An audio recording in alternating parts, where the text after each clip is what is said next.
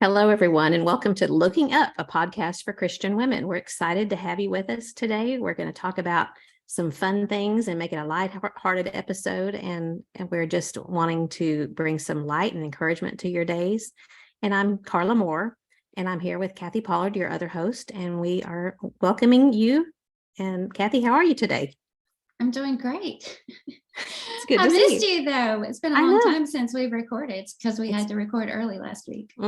Yeah, and now this is Thursday. This is our usual day to record. So Is it sunshiny there?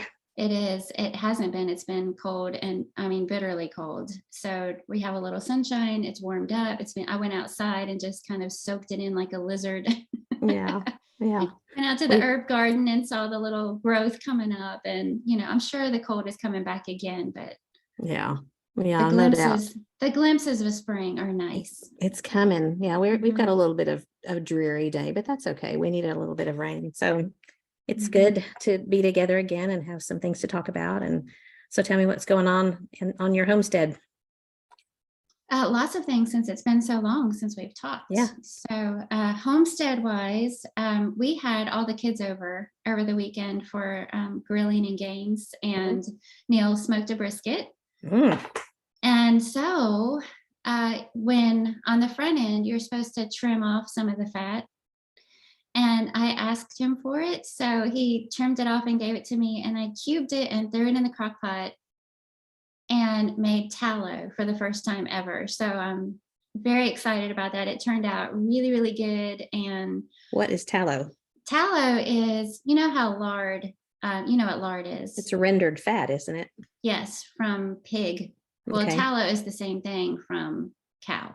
Oh, okay. From beef. Learn something. See, people, you've learned something new already.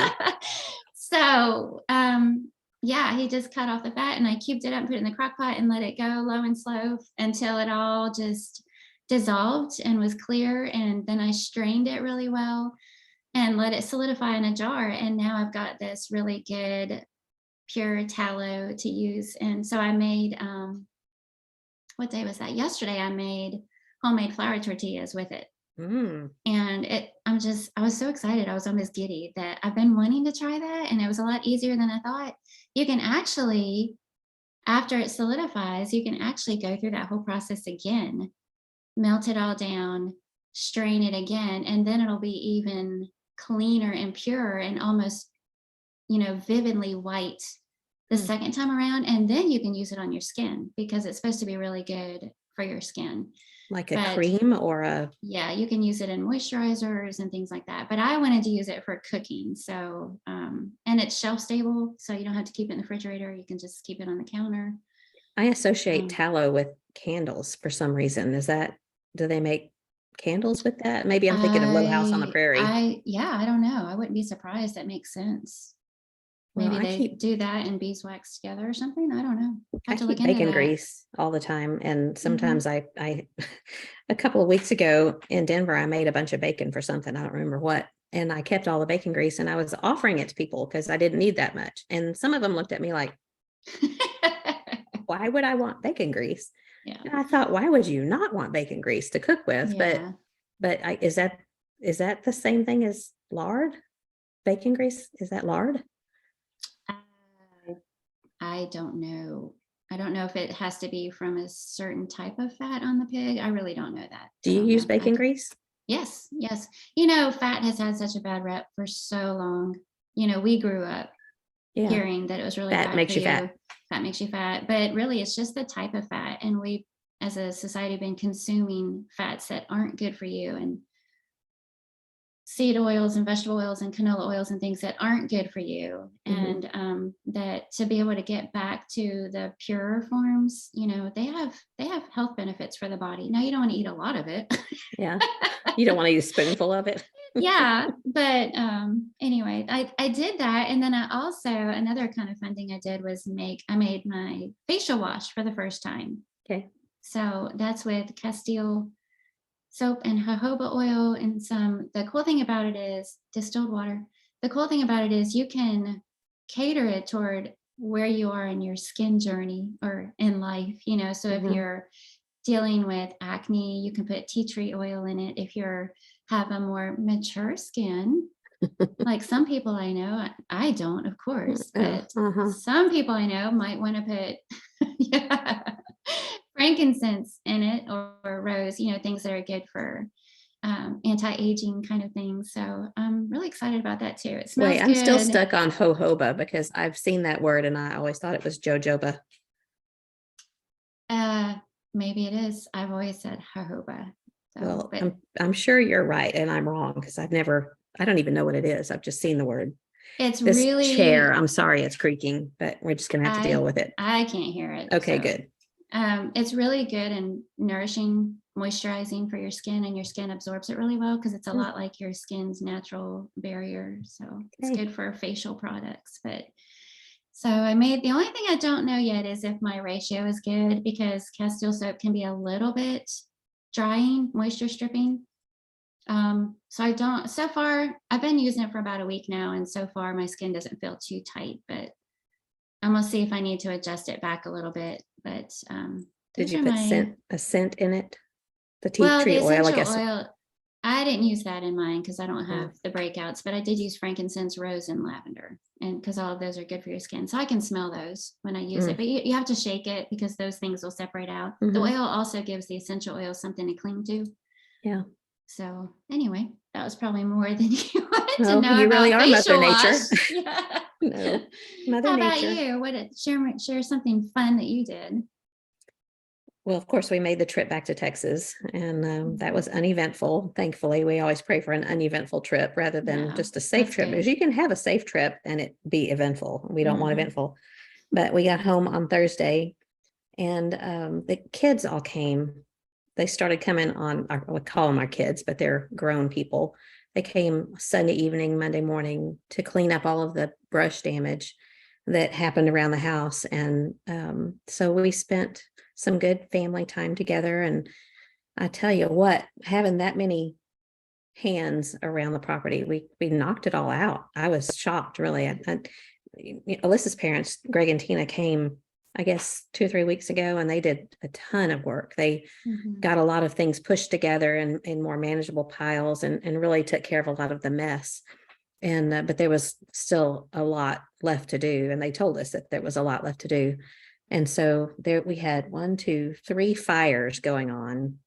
And yeah, thankfully it was not windy and it was not super dry, because there ordinarily is a burn ban going on around here.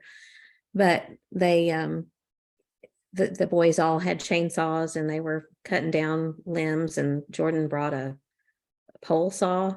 It's funny, these are my sons, my children, that it's still, I have to stop myself from saying, don't cut your arm off, like like a mother, just be careful, don't hurt yourself. Of course they're not going to try. You'll shoot your eye out. Yeah.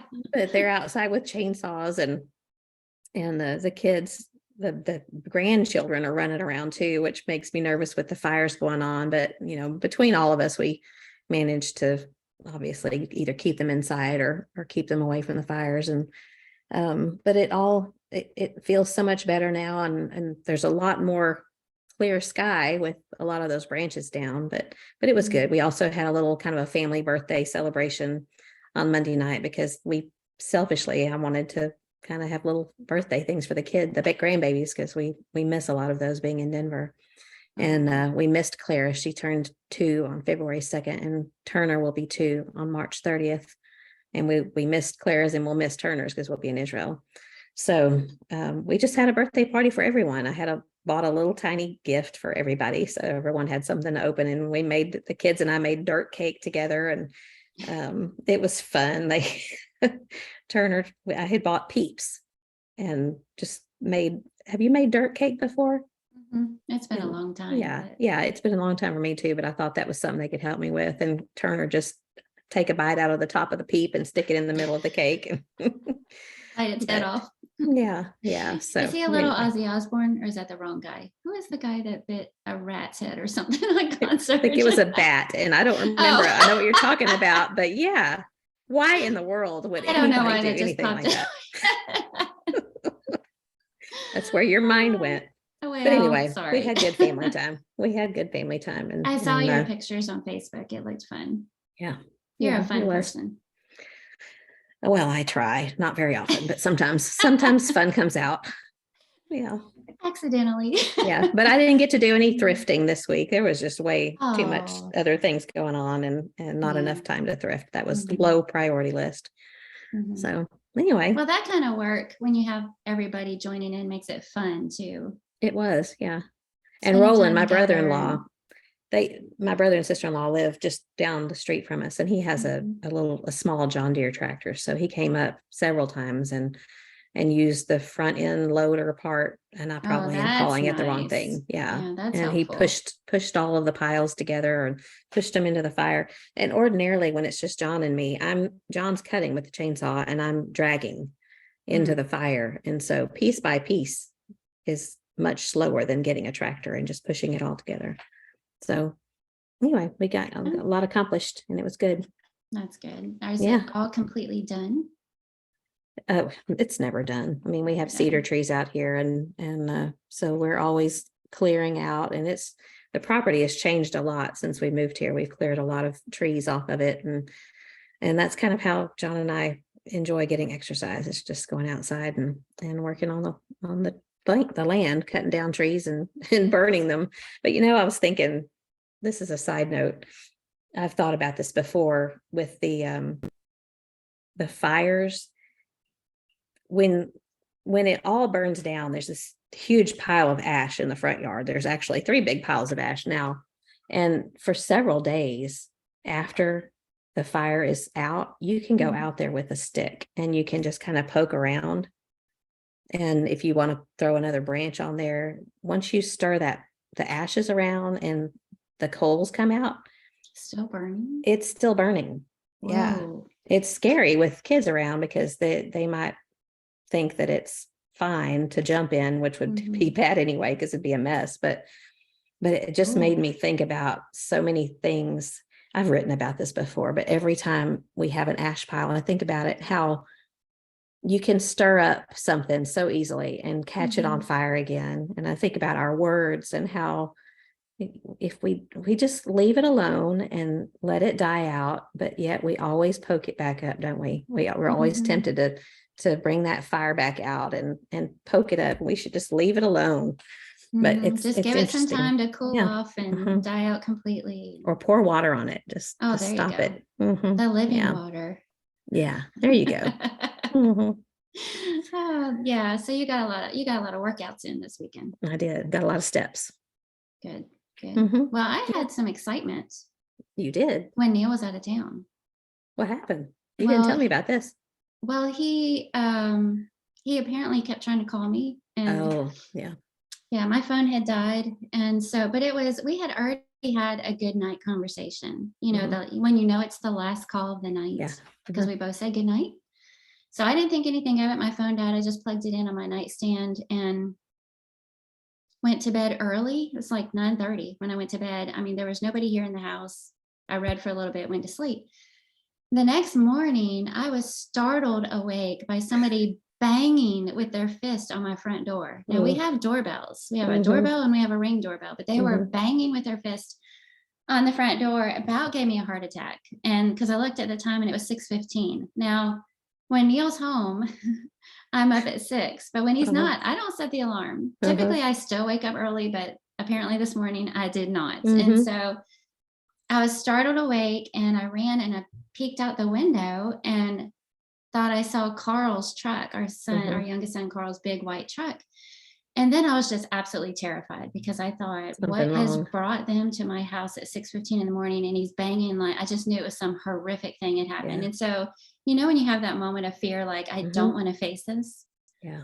Um, but I thought, and I ran out the side door and he wasn't at the side door. He was at the front door. I could still hear him banging. So then I started yelling, Carl, Carl, Carl. Mhm. And I'm over here. And so I'm just almost ready to cry, thinking something horrific has happened and Neil's out of town and oh no. And it wasn't Carl that walked around the corner. It was one of our deacons Oh, from great. church, Jeremy Waddell. Now, Granted, he's also one of our friends, but still. Mhm. And so then, then it dawns on me, I am in my shabby pajamas Oh no. and I kind of did a little like, "Ah!" And I ran back in the house and I was like, just a second. So I had to grab a robe and put it on. And I went back to the door and I was like, what's going on? Yeah. And then I thought, why is he here at 6:15 in the morning, Mhm. banging on my front door? Come to find out, Neil apparently tried to call me at 10:30 the night before. I was already asleep. And he had been texting me and trying to call earlier that same morning, and I didn't Yeah. answer You any of scared it. him. I scared him. And Yeah. so he started assuming the worst. So anyway, Jeremy's saying, I just got off the phone with Neil. Are you no, he goes, are you okay? And I was like, yeah. Do I look okay? I know. No, I can answer that one. I did not look okay. I had eye boogers. I had wild sleep. I had sleep wrinkles. It probably drool, the whole 9 yards. Yeah. And You I look hadn't very talked to attractive. anybody because I just woke up because it's like, hello. Yeah. But Wild party at your house the night before, yeah. huh? So while I'm like talking to him, like smoothing my hair down, got the robe all huddled up Uh-huh. in. But he said, I just got phone with Neil. He's worried sick about you. He says you're a light sleeper, but you didn't hear a doorbell. You didn't, and I said, I'm fine. I'm fine. Thank you. I'm so embarrassed. I'm so sorry. Yeah. And so he left. And then I called Neil and I was like, Neil Pollard, I Gonna am kill you. going to kill you. Don't you ever. And he was gonna kill you. Send somebody to my house at 6:00 in the morning.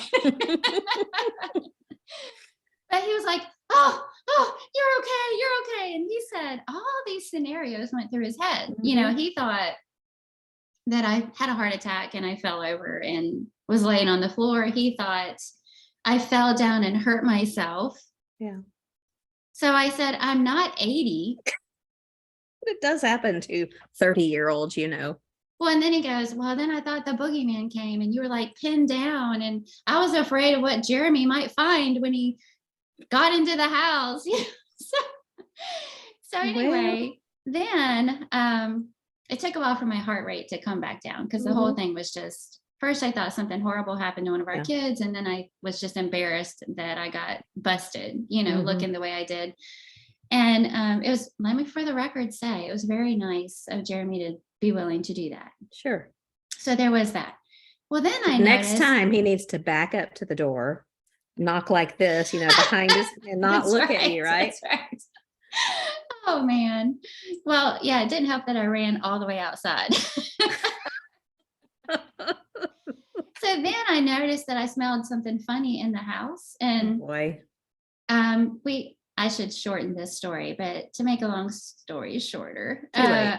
yeah, I'm sorry. I discovered that we had a gas leak and I had Oh, to call no. the gas company and they found it. It was a very strong, very, very strong smell in the house. And so it's possible because I noticed it the night before, something Oh, that smelled made you sleep funny. hard. Yeah, it's Yeah. possible that's why I went to sleep early. It's possible that's why I was hard to rouse because Mhm. normally Ollie is our little 10-pound doggy and I can Yeah. hear him when he jumps off the bed. That always wakes me up. Yeah. But nothing woke me up. And so it could be that that's what was going on. And Neil was like, see, I saved your life. He may be right. Jeremy saved your life by going over there and pounding on your door at 6:15 in the morning. So Did you ever feel bad that day? no, I didn't. But what had happened was as soon as I came back in from talking to Jeremy, I noticed the smell. And so I opened the sliding glass door right away. Yeah. But anyway, what happened was, all that hoopla went on. And so then I thought I need a cup of coffee and I sat down, fixed a cup of coffee. The gas company just said, we'll send somebody out there sometime today to look at it. Well, I assumed it would be later. Yeah. It wasn't. No, it was within half an hour. So I still was nursing that cup of coffee and In your got robe and busted a pajamas? second time. What's the moral of the story? Sleep fully clothed. dressed. Sleep fully dressed. Yes, absolutely. So Yeah. Well, do you sleep better when Neil's gone as far as just sleeping soundly? I usually never have a problem at all sleeping, whether he's here or not. Yeah. But it's kind of funny because we have that Ring doorbell. And so Jeremy at the door, I have pictures of him at the door and video, and he looks very serious. Yeah. He looks He's like worried too. he looks like he's planning, if she doesn't answer the door, what am I going to do? How am I going to break in? Who am I going to knock out? I mean, he looks like he's like getting ready to take care of business.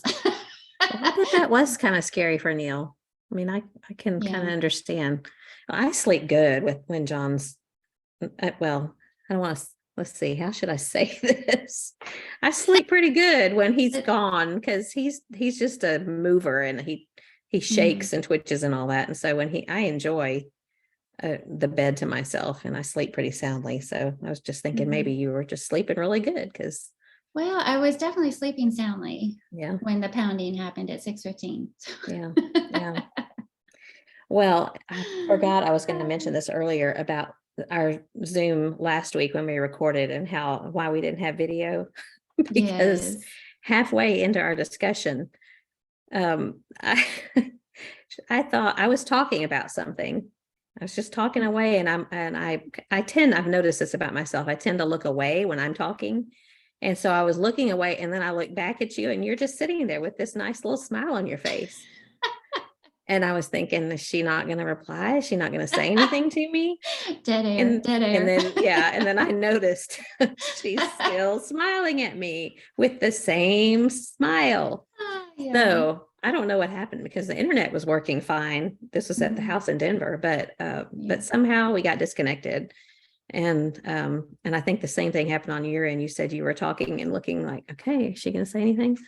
It did. And ironically, you also had a sweet little smile on your face. It didn't catch either one of us with that, when you're in the middle of a word and your lips kind of, yeah. And I thought, oh, that's a nice smile, but you held it.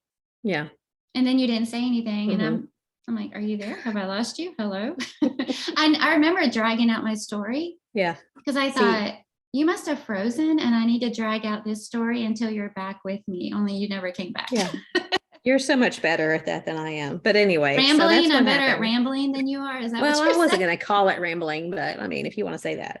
Dragging out a story. Yeah. Takes a lot. No, but you're better extemporaneous speaking than I am. I'm terrible at it, which is evident in my intros. But anyway, I just wanted to mention that, because that's why we didn't have video last week. And hopefully the internet and the Zoom will hold on with us here in my house in Dripping Springs. Also, I wanted to tell you about the table that Micah built. Our youngest son. Talented. He is. And this is something I had no idea about until he grew up and moved out of the house. Seems like all three of our boys have found these great talents that I wish they would have had when they lived at home. But you're still benefiting. I am, as evidenced by what he did for this was for my birthday. This idea that John had a while back. When we had to redo a lot of things in the house, which I don't know if I've ever talked about on the podcast or not, but when John was sick, when he was in the hospital, halfway through his hospital stay, because all of the kids had been here and we'd been using showers, and I mean, there was 8-9 people with everyone here. And I think that there were some flushable wipes that, by the way, are not really very flushable, especially if you have a septic system. Oh no. Anyway, it backed up. And this is a long story, so I'll not even go there. That's but okay. It led to everything, all of the floors were affected, because it was the central bathroom, and it ran into all of the bedrooms in the back. It ran into the living room. So the bad thing was that it was terrible timing, because John was sick and unable to do anything. And, but yet the insurance paid for all of the floors and repainting just about everything, but how one thing leads to another. And so we ended up putting a new deck on. How did the deck end up from the bathroom flooding over? I don't know exactly, but we didn't have a table for the deck, except for one of my parents' old, a table that they had on their deck for years. It was rusty and old. And so anyway, John had an idea of putting a top on top of that table. And that's what Micah did. And I know I showed it to you sort of through the window, but I took a picture of it, and this is it. You can see it, I know, right now. And I'll post That's the picture. gorgeous. It is so pretty. And he works at a cabinet shop. That's what he does for a living. He works at a cabinet shop, and it's just down the street. And so anytime we take a notion, usually we can get him to whip something out. He did that pretty fast. I mean, he did it within a couple of days. But I'm so excited because it'll hold about 10 people. And that's what we used when we had our little family birthday the other night. And we just use our deck a whole lot more now than we did before. It's a lot larger than it used to be, but I'm so excited to have that table. Yeah. I love your deck. Now he built the shelving unit in your bathroom also, right? That's pretty fancy. I kind of have bathroom envy because I love the tile that y'all chose for your bathroom. And if we ever retile, I thought about asking you, how do you feel about being copycatted? What is that saying? That imitation is the sincerest form of flattery, right? Because I'm pretty sure I want that exact same tile. Yeah, I love that tile. It is fun. Man. Yeah. But that cabinet, yeah, I told him what I wanted. We had a long double sink, but the way it was before, it was just kind of wasted space between it. And so I told him I wanted a cabinet on top of the cabinet top that reached all the way to the ceiling. And so basically he just drew what I wanted and built it. So yeah, it was fabulous. Yeah, he's very talented. It looks good. It looks good. Yes. Yeah. Well, did you know I'm learning Italian? Ciao. Well, I don't know that word yet. No. Yeah. Spaghetti. No, I already That's knew those not words. Italian. No, okay. No. Because of our cruise coming up. Yeah. In October, we're going to Rome, and where all? Pompeii. And Ephesus and Athens. I can't remember all the places. I mean, the Italian speaking places. So we've been to Rome, and it's a little bit easy because I know some Spanish, and I think Italian and Spanish are very, very close. So you can kind of pick up on similarities. But you know that app, Duolingo? Okay. For your phone? I've heard of it.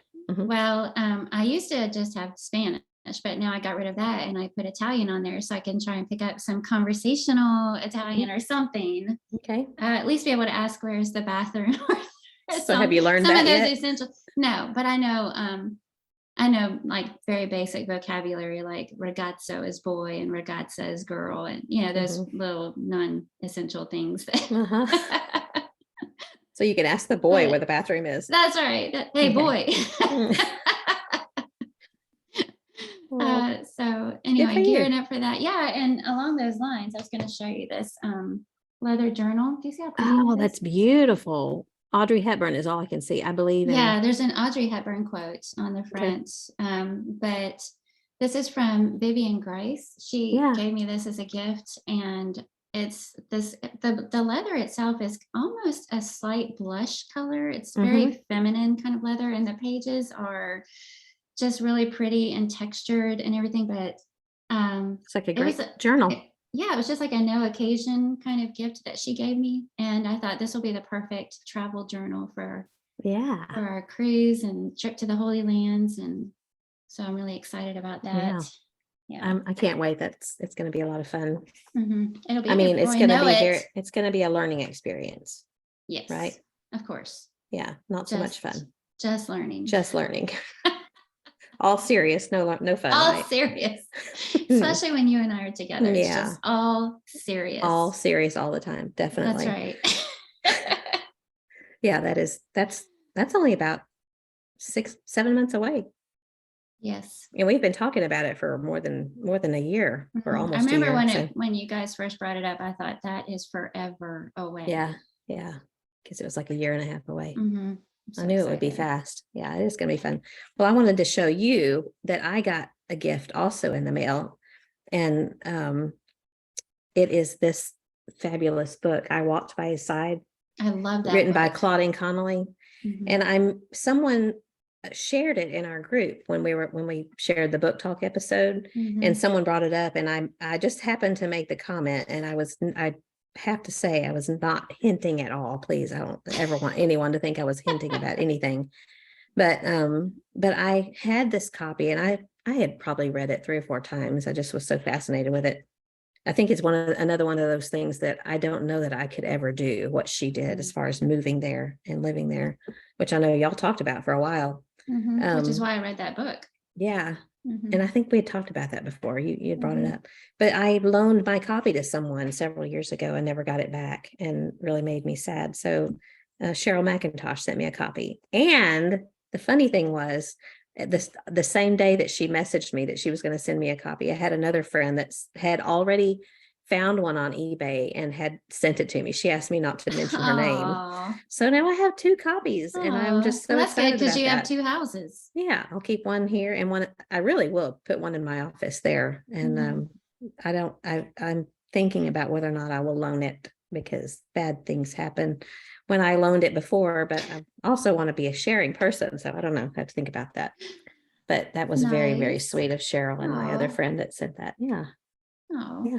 Yeah. well, such a good story and inspiring. I think things would be a little bit different today with the internet and, just the ease of being able to create useful materials for learning and stuff. But what they had to go through, and especially her as a wife had to go through, and working with him was amazing. And just their good attitude while they did it all.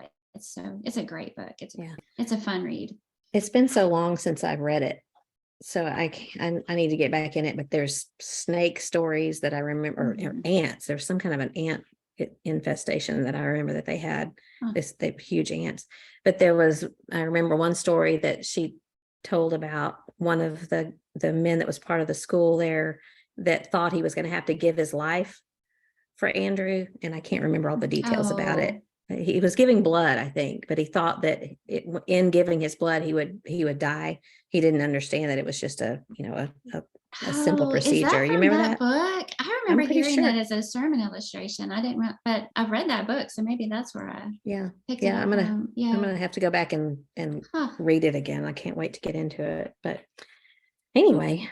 You have anything else you want to cover? Yeah, I do. I feel like okay. we're talking about all these things before we even get into our topic, but we haven't talked in a million years. I know. So I have another thing to show. Look how pretty this book is. Oh, that's beautiful. Is that like foil, that gold foil stuff on there? and the gold binding on the pages and the ribbon. So I got another literary book club box. Oh, that's fun. While Neil was out of town, it showed up on my front porch, and I was so excited because I didn't know I was going to get another one so soon. And when I shared about this before, it seemed to get a lot of interest from the ladies. So I feel like I'm bragging a little bit, like, ew, look what I got. But this was part of your gift, right? Was it a year subscription? Yeah, it's a subscription. Okay. I think it's supposed to come once a quarter, but it doesn't seem like it's already. I know it hasn't been that long because we've only been doing, this is our 10th episode. And I had just gotten the last one before we started recording, right? Well, that was 10 weeks ago. So it's once a quarter, right? I guess I think every 3 months is what was stuck in my head. But anyway, the last one, the color scheme was kind of rose and cream. And this one is this navy and copper and cream. And so everything in there, navy, velvet, bags for the gifts, or lots of ribbon, and I mean it's just all you just feast on it with your eyes first thing when you open it up. And I feel like I was trying to explain it to Neil, and I was like, I just kept saying beautiful over and over again. It's just so beautiful. It's just so beautiful. And I don't know that I would have ever chosen to read Peter Pan. But now I will, because I have presents to open when I get to certain pages. But Dale and Janelle came over the other night, and it was just right after I'd gotten this. So I was showing it to her, and we brought up that subject again about doing it for the Bible. Yeah. And we started brainstorming about different things that you could tuck in there and that would work. And I'm telling you, it did not take long before we came up with quite the list. So we may seriously consider doing something like that. How fun. I bet there was a little bit of laughter when y'all were doing that too. There is quite a bit. I can just imagine some of Dale's ideas. Yeah. That would be so cool. What book of the Bible were y'all talking about? Doing that for the whole Bible? The whole Bible. And we were, like, we mentioned some things in Romans, and we thought it'd be funny if we start out with Philemon, because you're supposed to open gifts when you get to certain verses, and it'd be like, well, one that chapter subscription book. box was over in 10 minutes. See, I'd be tempted to open all the gifts all at once. I don't know if I could wait till I got to page whatever. I bet you wouldn't. I bet you would do it right.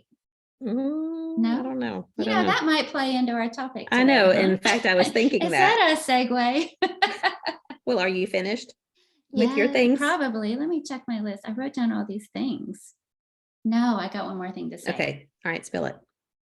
So I got to spend an evening with Emily Mhm. and our sweet And little baby Rich. Rich. Uh-huh. Yes. One night, and Neil was at a meeting and Carl was at a Bible study, and she said, this is how she said it. Rich and I want to know if you'll come over and spend an evening with us. Aw. I just melted. And I'm And sure that you then- had to think about it for 0.2 seconds. Yeah. And then the next day she said, and what if I find a fun new recipe to try for us to cook together while you're here? So I was like, she knows my love language. Mhm. Like, she's just so sweet. And if you So- can hold Rich while she does the cooking.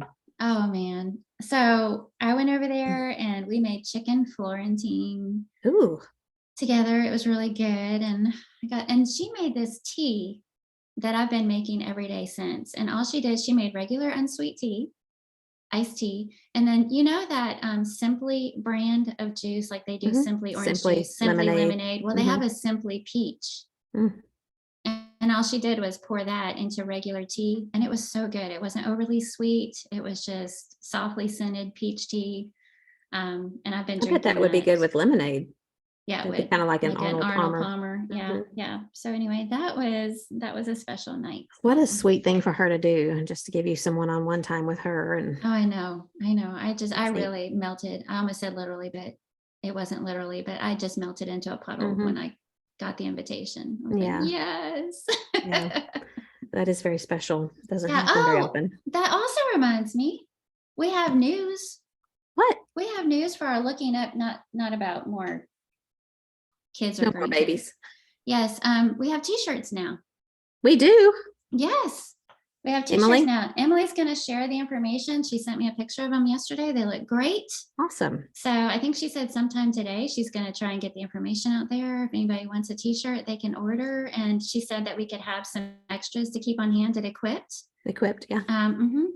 If they want to come How by and get fun. a shirt while they're there. Yeah. So, Well, I'm excited. What color are they? Or is she going to do it different looks colors? like in the picture that they're kind of a soft, it's really kind of hard to tell if they're kind of a soft blue or a soft green or kind of a mix of those colors. Maybe a soft blue. Okay. It's kind of hard to tell in the picture. And it's here, going to but- have the square. Yeah, it just has the looking square up. looking up Uh-huh. logo on it. Mhm. Is it going to have fat on it? No. Oh, no. It better look- I let's was look like, a little I hope I closer. centered the right graphic. I need to make some little pins that say fat. That's Just have right. fat real faintly on there. That will live in infamy. I think What's I will never that? live that down. IYK, if you know, Yeah, you know. if you know, you know. Yeah. IYK. Yeah, whatever. Yeah. Well, cool. Okay, I think I'm done with all my intro palavering now. Palavering. You're really using all kinds of big words today. That's the word I accuse Neil of when sometimes Palavering. before his sermon, he doesn't just get into a sermon. He Uh-huh. talks about all these things ahead of time. And then he'll Okay. say, how was my sermon? And I'm like, well, except for all that palavering you did on the front end. I bet people enjoy it though. They do. He's good. Okay. He's good at it. Yeah. Well, today we thought we would talk about something kind of fun, but I know that we have some spiritual emphasis on it too, but mostly it's just a fun thing. And it's the Enneagram. And I know that there have been some that aren't too fond of it, but that's part of what we want to talk about as far as the spiritual emphasis. But the Enneagram is just a kind of a personality test. And based on what they have said, and I say they, I don't know who it is and how long it's been around, but there's 9 different personality types. And you can easily Google it and find out what all of them are. But they say that everyone fits into one of these 9 personality types. Of course, I think we'll get to you, and you fit into several more than one. But it's just interesting to see how, like me, I think they pretty much nailed me as far as strengths and weaknesses. But when you look at the different websites, there's one, I think it's just called the Enneagram Institute, and there's another one called truity.com. And you can, I think it's just very helpful because you can find out some weaknesses that you have and how you can address them and what your strengths are.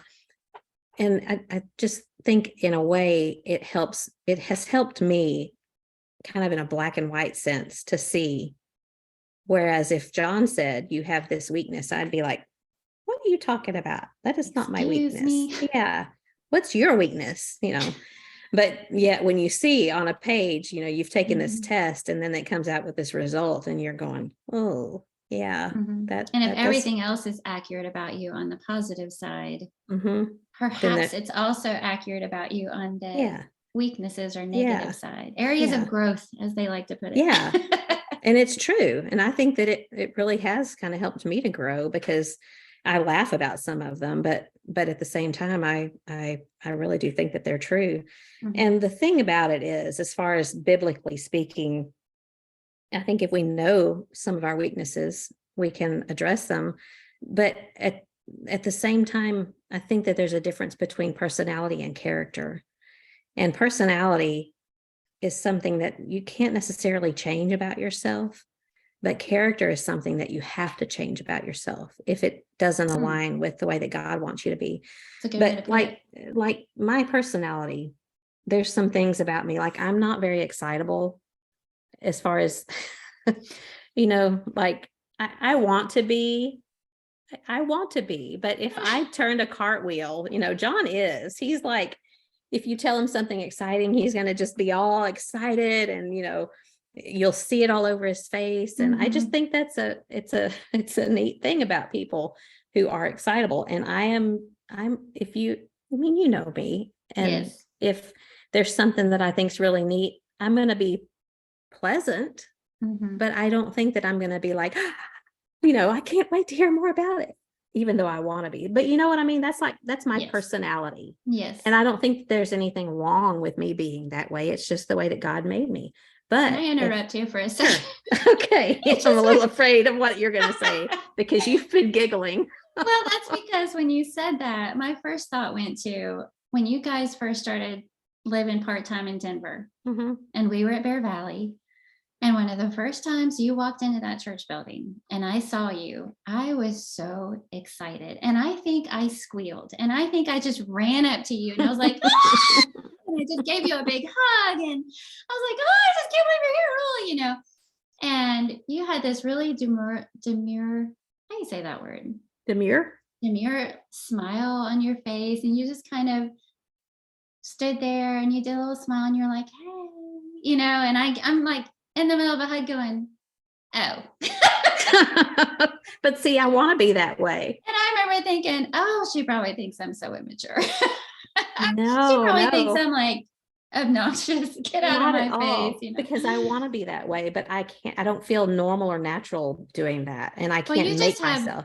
Different ways of showing your excitement. I've learned, I know that about you now, but yeah.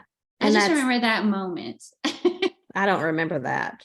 I don't remember that. I do, but I do remember when we first got there, when you had been redoing the little house, and we first walked in, and the last time I had seen that place, it was a bunch of offices and it was basically storage. And so that was in September, and we came back in January, and you had arranged, you had put all of these people to work and got everything. You turned it into a home.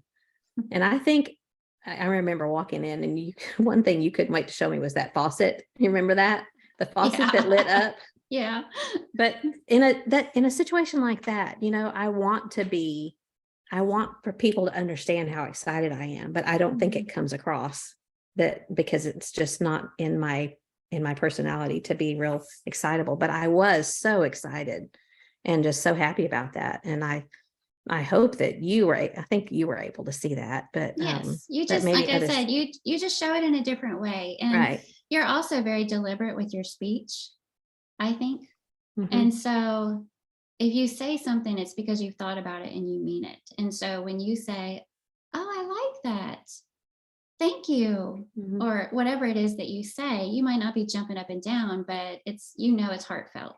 So I don't think Yeah. anybody ever has to, wonder if you're excited or appreciative or anything like that. But you know that about me because you know me. So I'm conscious of that. I think Ah, my mom told me when I was pretty young that she said, you can read on my face what I'm thinking. And mhm, so I have grown to try to be conscious of what my face might be saying from my head. What is that yeah. saying? Oh, I'm really sorry that my face said what I was thinking. But that's kind of part of why I wanted for us to talk about this, because Mhm, there's I don't think that there's ever a time that we should just say that's just the way that I am when it mhm, comes to a character issue. And there was some things that I was thinking about, like being cynical mhm, or being sarcastic or pessimism, things like that. I think that they do kind of come naturally to me, or they have. And I've really worked on not being that way because I don't want to be that way, because I don't think that God wants me to be that way. mhm, Um, I've heard a lot of people say before, I just tell it like it is. And, is that really a way that we should be? Because mhm. if our words are to be full of grace and seasoned with salt, then I don't think that we're just going to say everything that, you know, take pride in whatever is in my mind comes out my mouth.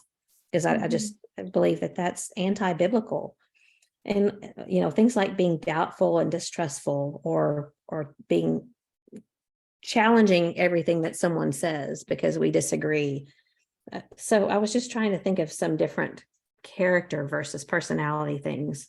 A personality, tell me what you think. Being gullible or trusting, that's kind of a Mhm. personality thing, don't you think? Yes. Mhm, Because you either are or you aren't. mhm. What about someone who processes internally as opposed to processing out loud? That's kind of a personality thing, right? Yes, And that's Neil and me. yeah, me and John too. Which one are you? Reversed. Yeah, process internally. You process internally and he does out Mhm, loud. Yeah, me mhm, too. I process internally. What about being glass half full or half empty? mhm. Is that Yeah, personality or character? I think it's personality. I think so too. Mhm. But I I think think it that can be a tendency. right. Mhm. But I think we can train ourselves to Right. see positives. Someone that has few words and someone who has many words. Mm, That's both too, I think. I think mhm, they a lot of times bleed into each other. mhm, Someone this is you and me. You're more adventurous and I'm more of a play it safe kind of person. mhm, But I think that's personality. And mhm, look, we're such good friends, but yet we're different on a lot of things like this. Someone who doesn't mind having attention on them mhm. versus someone who does not want to have any attention. And I think Mhm. that's a personality issue. But Also what you about, and me. uh, yeah, yeah. Well, I don't think of you as someone who seeks attention, but you Yeah, but don't I like mind. it when people sing happy birthday to me at the restaurant. Yeah, and I don't. Well, if it's just my family, okay. But if it's in the middle of a restaurant where everybody's like turning like it, yeah, no, I don't like that. Ah, Um, and then people who are prideful or humble. Now that's a character issue rather than a personality issue, right? So mhm, anyway, those were just some of the things that I was thinking about as far as personality versus character, which led me to thinking about the Enneagram. And so we all four of us, you and me and John and Neil, all took the kind of a mhm. simple Enneagram test. And so what did you find out about yourself? Do you Well, want to share your multiple personalities? yeah, thanks. I kept getting different answers, and so Yeah. I think I'm just a horrible test taker when it comes to being honest about myself. I guess I read all the little tips that they gave you also, Mhm. because I took it. I took it a while back when a friend of mine did it for me. Like she was asking me the questions, and Yeah. when I took it, then it said I was a number one, which is either called the perfectionist or the reformer, Okay. whichever test you're taking. And then this time when I took it, it said I was a number three. which is the performer or the achiever. Is that Achiever. achiever? Uh-huh. But then when I was reading about it, it just didn't seem, there were some things that kind of seemed like me, but a lot of it did not. I mean, like completely did not. And I even read it out loud to Neil, and he said, that sounds more like me. And I was thinking the same thing. Mhm. And so, and then I went to a different site, and they had a couple of different tests, a long one and a short one. And I took both of them, and they both gave me two different answers with two different wings. So, Mhm. Yeah. your secondary Mhm. trait or type or whatever. And so I really think that I'm not good at taking this test. But of all of the ones that I could be and that I've read through, I think the number one, I don't really want to be a number one, but I think it probably is the most accurate when I look through and read about the positive and negative traits. Or one thing that I read that is, if you're not sure and you get different answers, go to your fears and what motivates you, Mhm. and see which one closely aligns. And Mhm. number one does with that too. So I think that's what it is. This is what I think this came from the Enneagram Institute. Type 1, ones place a lot of emphasis on following the rules. Do you think that of yourself? Yes. And doing things correctly? I know that you want to do things correctly. Mhm. Type 1's fear being imperfect can be strict with themselves. You think that? Yes. But again, and see, you have that look on your face like it's a bad thing. Well, who wants that for a friend? But here's the point, though, because when I look at that, and I've read some more on it, and I see all of the good things about ones in you, but if any of the weaknesses of a one, I don't see that in you, because again, I think that you have done what you're supposed to do as far as aligning your character with what God wants you to be. Well, and in some ways that made it hard to take this test, Yeah. because this particular test, you know how, well, actually, I can't remember if that was the first one that you sent me or another one, but one of the ones I took had two statements side by side, and you just picked the one that was more true. Hmm. But sometimes they were both very negative things in response to another person. Right. And I'm looking at both of those statements and thinking, I wouldn't do either one of those things. Yeah. Yeah. And so I would pick the one that I thought might be more true. But I think that's because, we're, as a Christian, you're trying to think about, what would Jesus do? What does Christian character look like? What does the fruit of the Spirit look like? And maybe that makes it harder to say, at my base nature somewhere, would I be more likely to do these things if I'm a number one? Or, it's just kind of hard it's Yeah. kind of hard to strip away what you should do, Hmm. or what you hope to be, or what you hope to achieve, and answer it flat out honestly. And I felt like sometimes I was thinking, I mean, I hope this isn't true, but it probably is. So I'll check this one. Yeah. Well, there's a difference between what your gut says you want to do and Yeah. what you would do. Yeah. Yeah. True. Yeah. And then there were some questions that I thought, oh, for sure, this one's easy. This one is a no duh question. But there were a lot of them that I really didn't know. And Neil was a number 3 when he Hmm. took the test. And that didn't surprise either one of us, because we were Hmm. reading about it, and it was him all the way. Yeah. And so I think if it was I thought accurate you were for going to be a him, 3. then I you thought you did? were going to be a 3 and maybe a 2. Yeah. 2 or a Huh. 3 is what I thought you were going to be. Because, Interesting. well, so let me give an overview of what they say. This is Enneagram. No, this is truity.com. Okay. There are 3 different types of the 9 different types. That Right. doesn't make any sense. Yeah. But there's a heart type, a head type, and a body type. So the heart type depend on their emotional intelligence to understand their own reactions and connect with others. A head type they depend on their intellectual intelligence to make sense of things and navigate the world around them. And then a body type, I thought this was kind of funny, depends on their instinctual intelligence to follow their gut and respond to threats and opportunities. Okay, so these are the heart types. Wait, I took screenshots of these. The heart type is type 2, type 3, and type 4. Twos want to be liked and find ways that they can be helpful to others so that they belong. And their fear is being unlovable. And of course, this is a teeny tiny little short synopsis. Mhm. A type 3 is an achiever. They want to be successful and admired by other people, are very conscious of their public image. Type 3s fear failure and not being seen as valuable by other people. At least I'm trying to find little small snippets rather than reading the whole things. And like I said, anyone can go read about them. Yeah. And then type 4 is the individualist. They want to be unique and experience deep, authentic emotions. Their fear is to be flawed, and they are overly focused on how they are different from other people. So I think they want to be different from other people, supposedly. Type 5, these are the head types, I believe.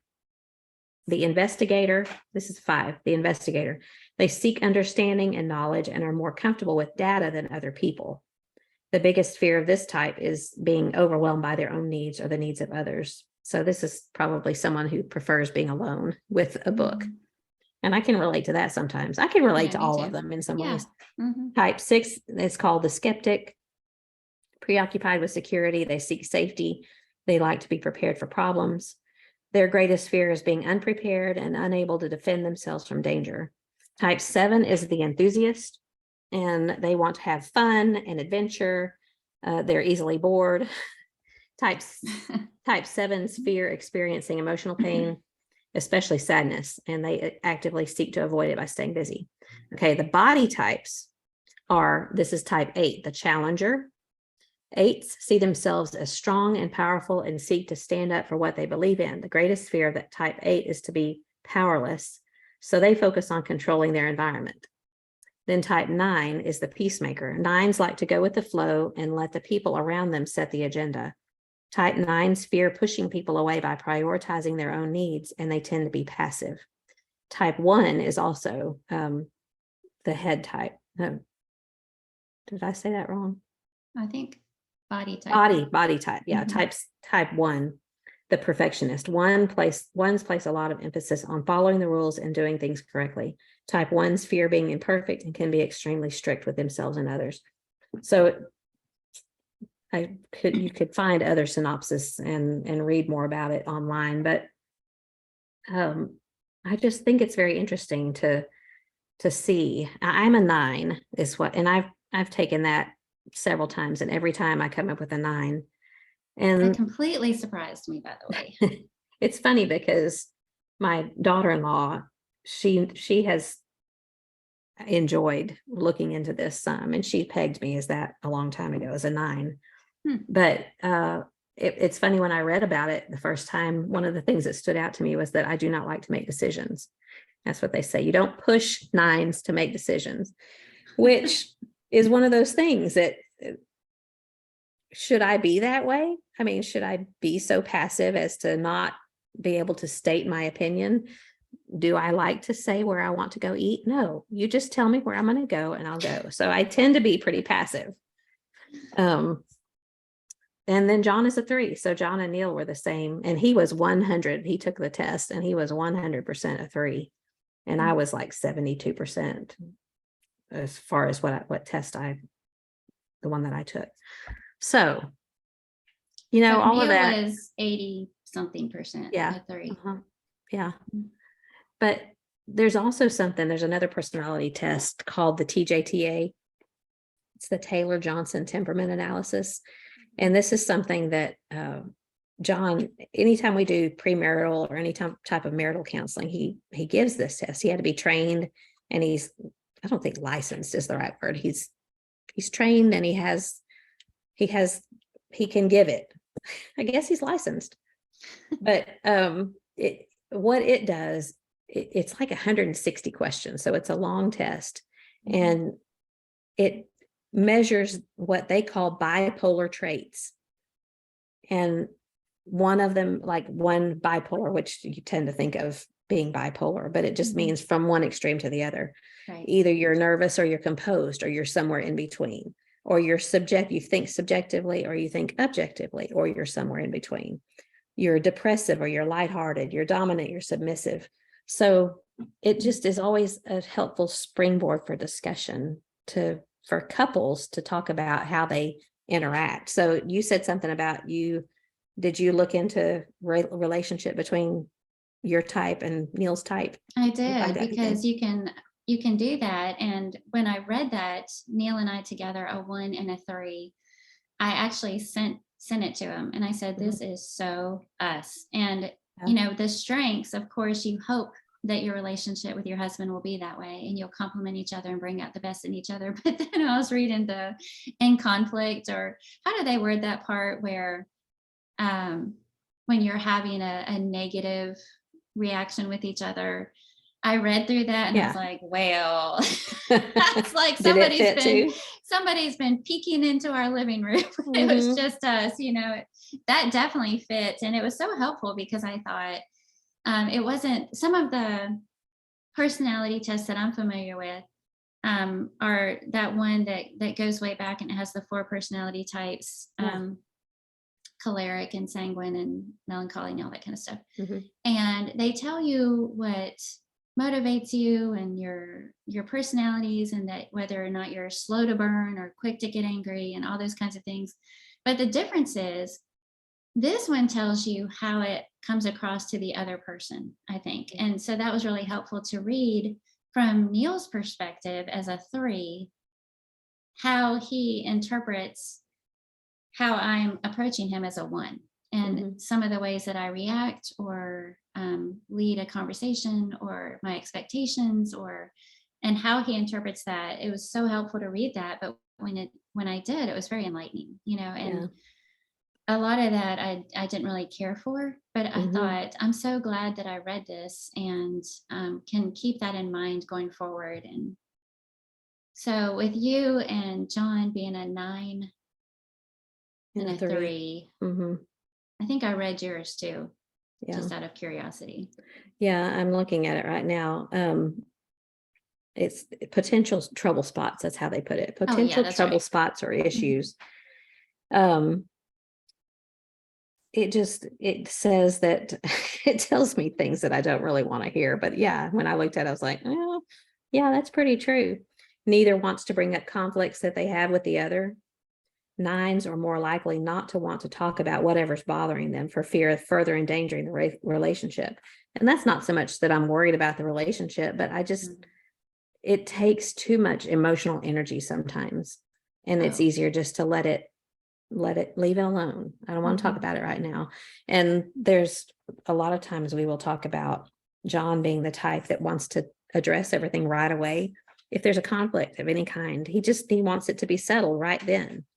And he's such a talented talker and communicator. And I have to think about things, and I can't get out from my head, out my mouth, what I'm thinking, especially if he's just talking and talking and talking, and he processes out loud, Right. And so I feel like I'm just listening, and I can't even figure out what it is that I'm upset about. And so I'm needing to process alone and not have him talking to me. So I really need to step out, for a couple hours. And we laugh about this now, but it was troublesome early on in our marriage, because he felt like, don't let the sun go down on your anger. And I felt like it was just kind of you just want to figure out what's wrong so you can go to sleep. And I just need some time to think about it. And so we figured out that if we just had a little bit of time, just were able to say, okay, I'm going to go outside and sit on the deck for an hour and think about what's wrong. And then at 9 o'clock, can we talk about this? And it seems kind of silly. No, that's not smart. not silly, but it seems strange maybe to make a date to work out your conflict, but it really is a much better way, because you've both calmed down by then, and you've thought about it, and you realize you're intentional about trying to figure out what's wrong so you can resolve the conflict, rather than it just escalating harder and worse. So to me, something like that, when you read that in black and white, you're like, oh, and then you can share it. I could share it with John and say, this is how I feel. So in a way, I think that's what's helpful about these kind of personality tests. And there's more, that I won't go into, but you can look it up. But even you and I, when I was looking at the friendship, I typed in friendship between 3s, 1s, and 9s. And it comes up with relationships. So it's a little bit, more like a marriage. But I thought I read the first part, about how, let's see, we're both able to delay rewards for long-term good that we seek. It says 1s, this would be you bring clarity and rationality and the ability to articulate ideals and understandings. And I think that's very true, that you're so much better at that than I am, Well, as far as thank you. clarity and rationality. I don't feel And- that way, but thank you. And that you're working to improve yourself and your environment. You're conscientious, have high ethical, moral standards. You're fair and consistent. And then it says 9s bring a gentle, accepting quality that nurtures and supports. So it's a give and take kind of thing. So, again, I was thinking biblically, there's so many things about our character that Colossians 3, we always go back to Colossians 3, don't we? Because there's so many good practical things in there. Keep seeking the things above. What all in here is our character, the things that we're to consider ourselves dead to: immorality, impurity, passion, evil, desire, greed. All of those are character issues that people have. And those may be on the extreme, but what about anger? We all have issues with anger. Slander is something that we don't think we're guilty of, but someone that likes to gossip and talk, and that's slander. And that's Paint not somebody else in a bad light. Yeah. But put on a heart of compassion and kindness and humility and gentleness. They may not come naturally to someone. They may not think they have the personality for that, but yet this is what God tells us to be like. So even if you don't think it comes naturally, you need to work on it. You know what I mean? Several years ago, and I probably should have asked her permission before I bring this up on the podcast here, but my sister struggled with depression for a while, and I don't think she would mind me sharing it because She's open about it. She's open about it. She's written about it. A really great article, by the way, which I can share the link to in the show notes, even though it doesn't really have to do with our topic. No, I think it'd be great. But she even started a group, like a support group for people who have struggled with that and things like that. But one time I remember her saying or writing that just because you know this about you and that you're here in this place, she was specifically talking about depression when you're just in the throes of it and you're in a dark place and you're having a hard time being around people. You're having a hard time wanting to relate to others or give of yourself or function or whatever it might be. Knowing that about yourself does not excuse you from continuing to do what you're supposed to do as a Christian. And she was talking about how you might not feel like going to worship, but you should, and I'm sure there was more to it. That just kind of sticks out in my mind, but it kind of makes me think about this, what we're talking about. We learn things about ourselves. We learn what might be our weaknesses that we've had a hard time acknowledging or seeing, or at least owning up to. But we have to be careful not to say, like you mentioned, that's just how I am. Now I see why I struggle with this so much, because that's how God made me.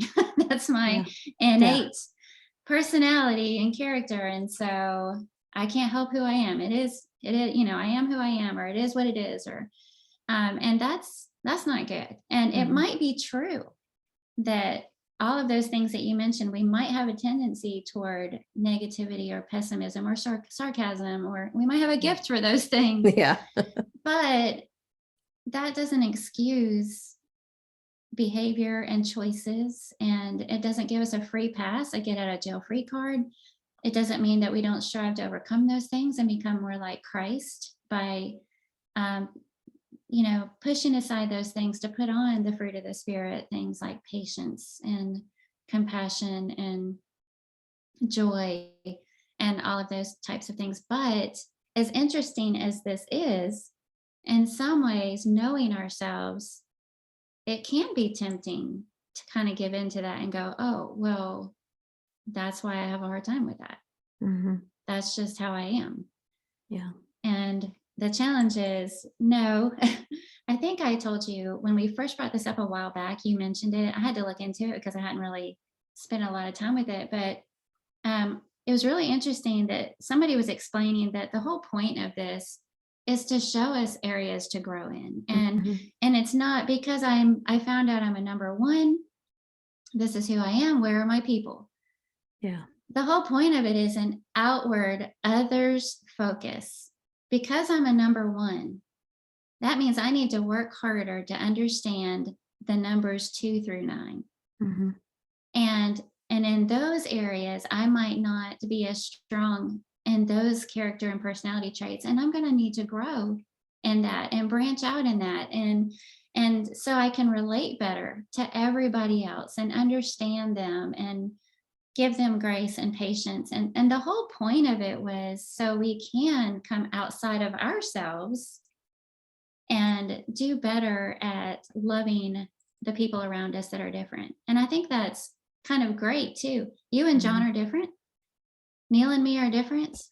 And so while that can create friction, we also complement each other because we're different. And it makes me think of that verse about the body, the church, we're all different. There's the hand and there's the foot, and we all have different functions, and our different strengths can help us to have tendencies in different areas, but we all work together and create the perfect bride of Christ, the perfect body. And those same differences can create friction in the body if we're not careful, but overall we meet each other halfway, and we fulfill those differences, like my friendship with you, which, by the way, I never would have pegged you for a 9. I thought for sure you were a 2.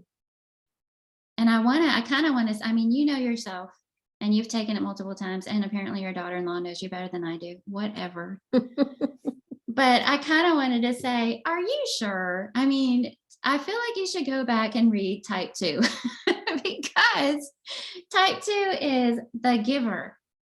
And I went through and read because I thought, no, that Carla's wrong. Let me take that test for you. I went back through and read it, and it's like describing you. And even that one gives very specific things. This is going to be the one that wants to find very practical ways to help. And I've always admired that about you. Like, you have an ability to come up with that. Here's a very practical need in the moment for a family that just had a baby or just moved or just experienced loss or whatever. And I've always been so intrigued by your ability to do that. Like, how did you come up with that? How did you think about that? And it specifically mentioned cooking for people and taking it to them. You do that all the time. Pizza rolls for the students. You have fed my boys. I just think about, you just show up with a pan of pizza rolls or whatever. And they were all these specific instances. And I was like, that's Carla Moore. That's Carla Moore. That's Carla Moore. And then you tell me you're a 9. Well, I had the little blob that we talked about earlier that showed, which areas. And that was one of the tendencies that I had. And I wanted to say, praise me while you were saying that, but I won't. But yeah, type 9 to me, this is me.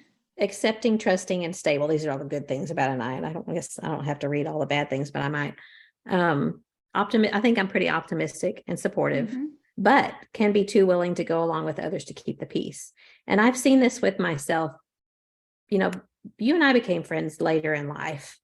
We were middle-aged, more or less, but young middle-aged.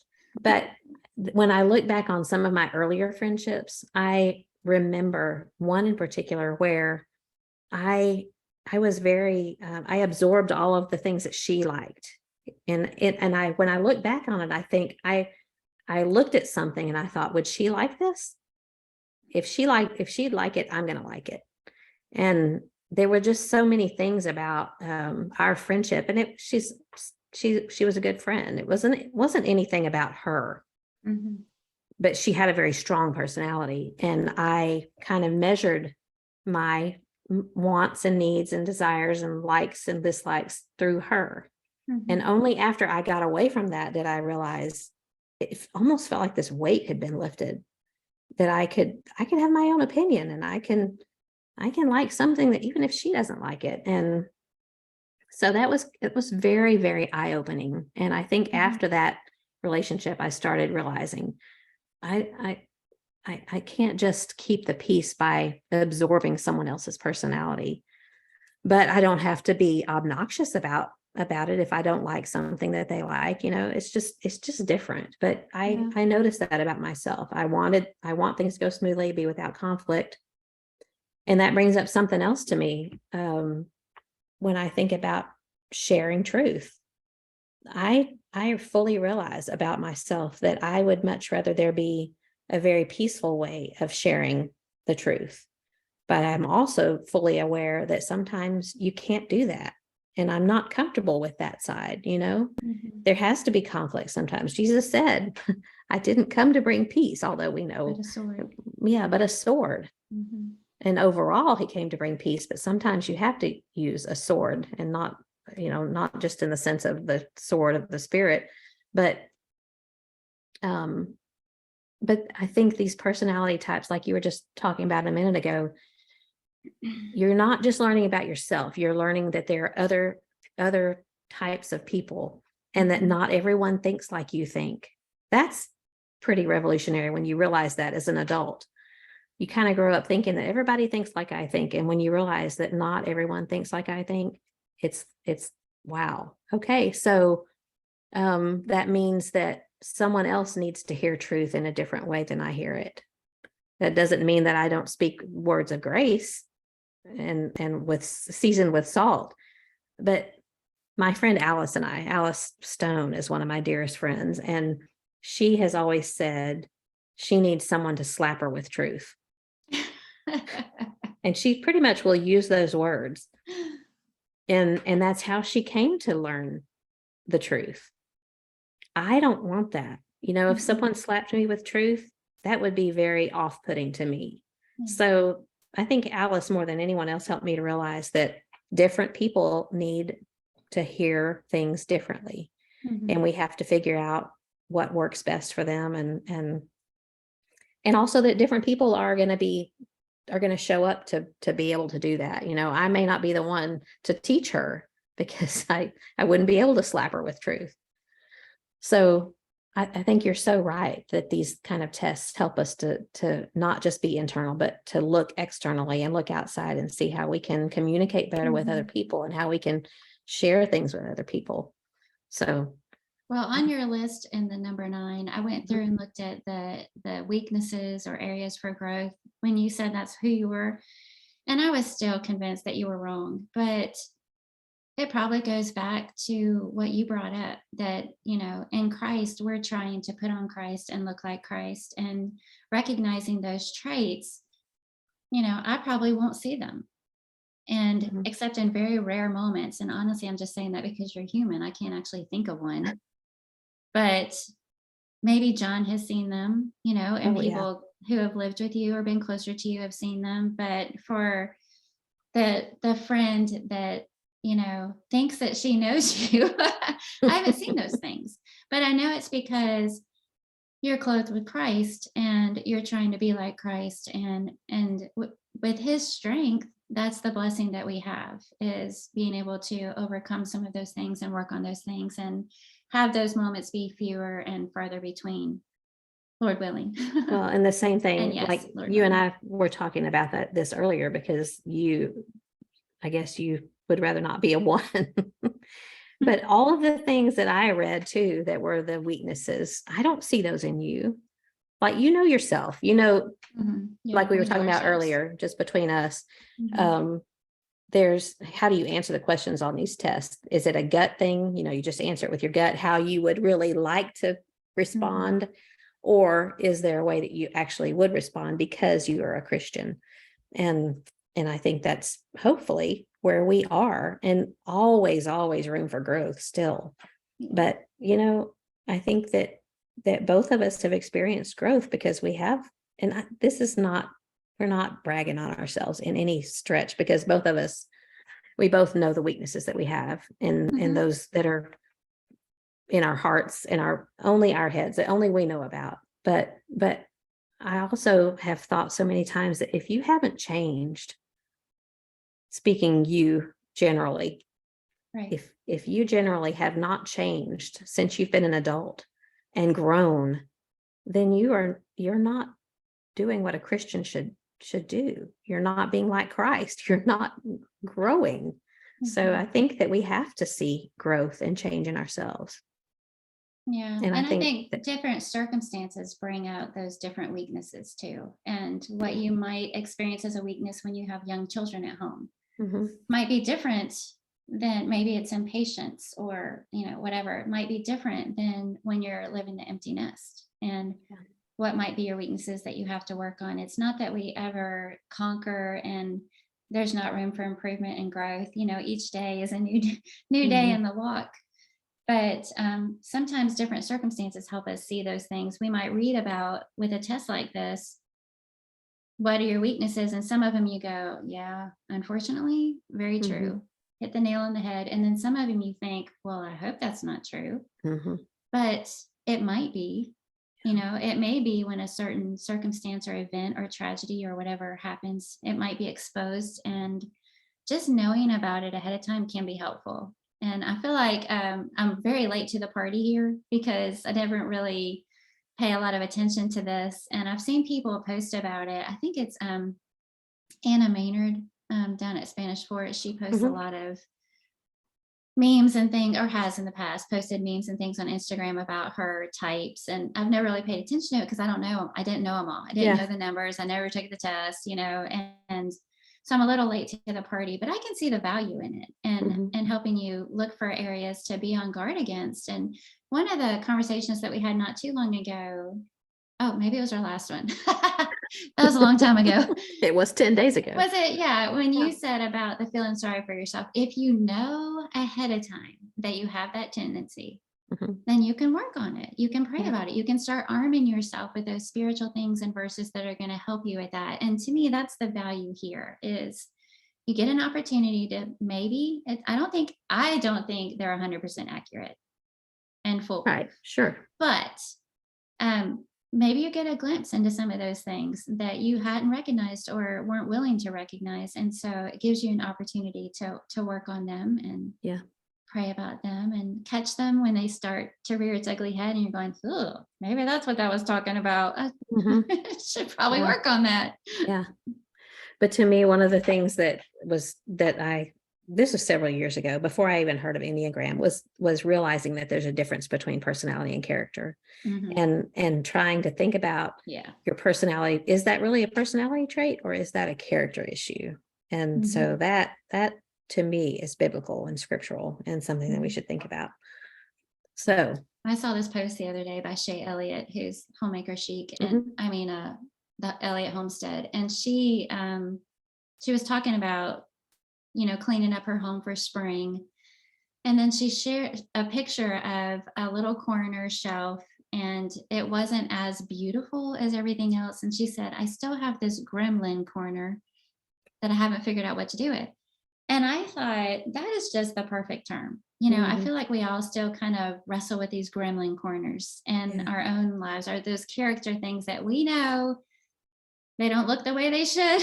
yeah, We haven't quite figured out how to arrange it in such a mhm. way that is aesthetically pleasing or the way it should be, and we still wrestle with these gremlin corners maybe in Internally. our internally with our Mhm, personalities. And but I'm thankful for God's grace and good friends mhm, that extend grace when it they see that part of your house or yeah, your character. They get a little peek into your gremlin corners. yeah, and love you anyway.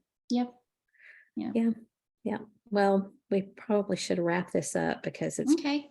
getting, how long we've been talking? Probably about an hour 20. Okay, yeah. So we took a poll this week Hmm. and asked people what they thought, if we were talking too much or not talking enough or talking just right. And it seemed like most people said that they were okay with how long we talked, but we don't want to go so far, so long that we chase people off. So Yeah, we keep breaking our own records as far as length goes. And considering that we talk for an hour or more before we even start recording. But I mean, know. we don't see each other all that often. And so we're just having fun talking. And we hope that that all of you who are joining us are enjoying the things that we're talking about. We love hearing from you. And I'm sure that there will be a lot of things that we'll post this coming week after the episode airs that we've talked about today. Maybe some links to some tests, and we'd be interested in hearing what personality types all of you are. Yeah. And do you have anything else that you wanted to talk about before we talk about our random question? I was about to apologize to those who weighed in the poll that wanted it to be shorter, but they wouldn't have listened this long anyway. So true. Yeah. I don't need to. It's too late. It's too late for them. They gave up about 40 minutes ago. Yeah. Oh, well, it's okay. All right. So for our random question this week, what we decided that we would ask each other is, what is the best Tom Hanks movie? You go first. Okay, You've Got Mail. You've Got Mail. That's Got way, Mail. way at the top. Yep. Yeah, Tom Hanks, Meg Ryan, and cute little bookshop. You know, everything about it is just sweet. And I love that it's a remake of an older movie. Have you seen the No, I've never version? seen the old one. Had you? It's Have you? I can't Shop Around the remember if it's- Corner. Yeah, Shop Around the Corner. Mhm. It's like 1940 something or whatever, but that one's Jimmy Stewart. Oh, And so it's a another remake great of- actor. Yes, yeah. So it's a very sweet one, and of And great course, music. Great music, yeah. Great vibes all around. I love anything that has to do with the bookstore though, so that was an easy one for me. What's Yeah. yours? Oh, it's a tough one. You know, there's just too many, and I had to kind of Google and figure out, can I have my top three? No. You know, the great thing about Tom Hanks as an actor, though, he can portray different actors, and you believe that he's that different person. You know, there's some actors, and One note. I'm sorry if you like Tom Cruise, and there's some things that he's been in that I think are okay, but he's Tom Cruise in every movie. He's just the same actor in every movie. He's one note. Yeah. Yeah.